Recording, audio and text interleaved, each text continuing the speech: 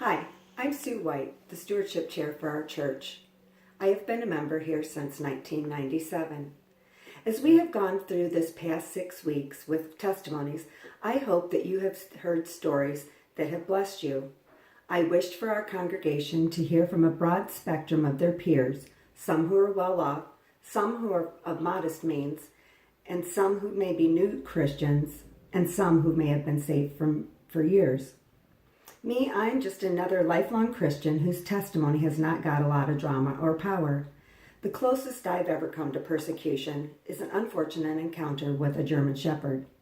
And yet, if I've learned anything from sitting with people in our congregation, is that they all want to share their stories for the same simple reason: they want to direct people's attention to God. Throughout the Bible, Jesus used the power of stories, often in the form of parables, to point to the reality of the abundance of God's grace. His stories point to God's long-term project of blessing so that we can be a blessing to others. These stories were not meant to induce guilt or offer advice. They are simply a way to share experience, strength, and hope. If we can learn to tell our stories in ways that encourage others to do the same, to point them to God, and reveal a little of what He might do in their lives, wouldn't that be awesome? If you give out of thankfulness to God for His many blessings and truly want to partner with Him in His ongoing plan, and you give regularly as your response, then you are a proportional giver. You are giving a percentage of your income regardless of what that may be. The first step of using your giving as a holy habit of discipleship is to know what that percentage is.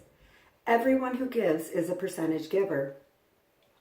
The desire to be generous is within all of us. Realizing that desire requires practice. You may never reach a tithe, or you may go beyond. Having a generous heart toward God is the goal. The amount is simply a tool to realize that relationship. Like all forms of generosity, it's not all about us. We don't give our money, time, or talent because we want to be applauded or praised. We share what we have because we are made in the image of a generous, loving God. We give because that is what we were made to do. Leighton Farrell was a minister of a church in Dallas. He tells of a couple in the church who made a covenant to tithe 10% of their income every year. They were both young and neither of them had much money, but things changed.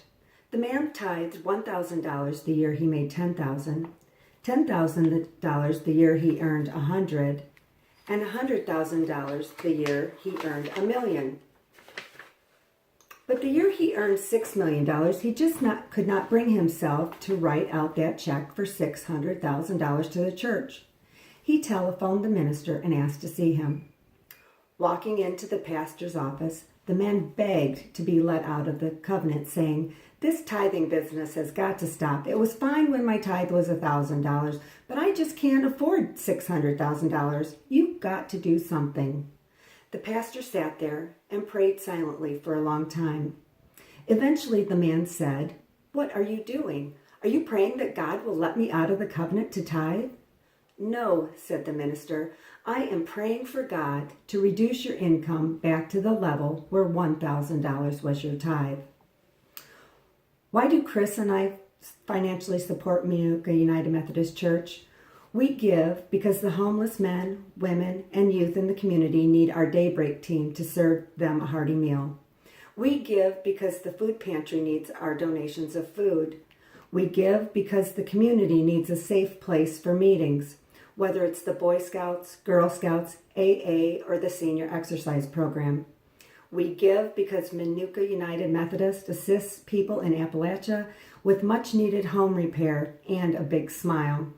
We give because we desire to be generous and to grow in a deeper relationship with God. I invite you to reflect on how your giving is connected with your life and faith. As John Wesley's sermon regarding the use of money states, we should earn all we can, save all we can, and give all we can.